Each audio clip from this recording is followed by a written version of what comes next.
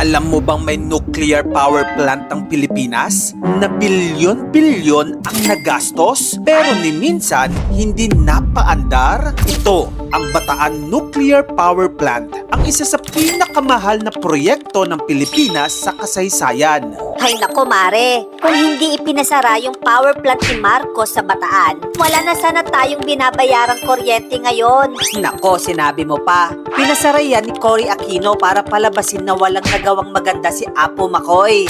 Yan ang karaniwang sentimiento ng ilang mga Pilipino kung ang pag-uusapan ay Bataan Nuclear Power Plant. Initiative ito ni dating Pangulong Ferdinand Marcos Sr. noong 1970s para solusyonan ang krisis sa kuryente. Kaya sana nitong mag-produce ng 621 megawatts, enough para magbigay ng power sa malaking bahagi ng Luzon. Sounds good, di ba? Tara, alamin natin ang buong kwento based on verified sources, historical data at available records. Hindi puro chismis lang. Bakit nga ba hindi natuloy ang Bataan Nuclear Power Plant?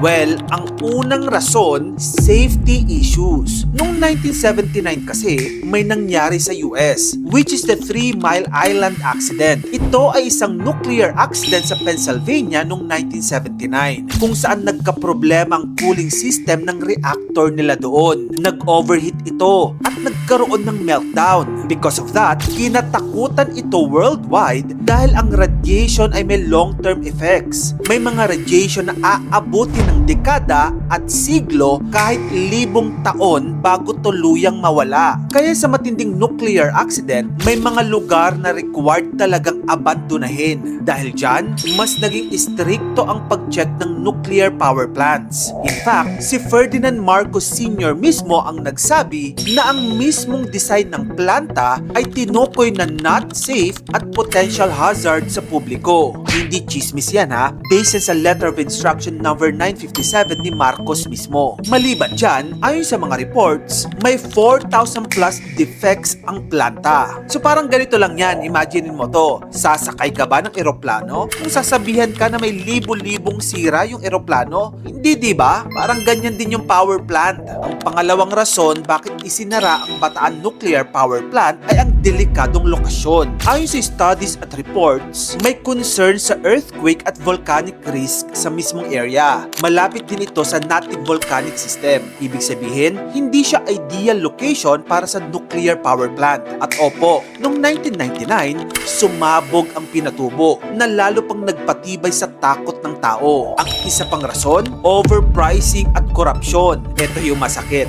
Originally, ang presyo dapat ng Bataan Nuclear Power Plant ay around 500 million to 700 million dollars. Pero ayon sa records, umabot na ito ng 2.3 billion dollars. Kapag in-adjust mo yan sa inflation ngayon, aabot na yan around 400 billion pesos. At ayon pa sa Supreme Court decision, tinawag pa itong white elephant. Ibig sabihin, napakamahal pero walang silbi. Ang nail in the coffin sa Bataan Nuclear Power Plant Project ay ang nangyari noong 1986, ang Chernobyl disaster. Isa ito sa pinakamalaking nuclear accident sa history. Sa Ukraine, sumabog ang isang nuclear reactor at naglabas ng matinding radiation sa hangin. May mga agad na matay. Libo-libong kaso ng cancer ang nalink dito. At mahigit 100,000 katao ang inilikas. At dahil din sa contamination, sa pinakamatinding zone ng Chernobyl, posibleng libo-libong taon ang bibilangin bago masabing ligtas na ulit puntahan iyon. Kaya natakot ang buong mundo. Dahil dyan, same year, nagdesisyon si President Cory Aquino huwag na itong patakbuhin. Based on Executive Order number 55, ang pinakadahilan, safety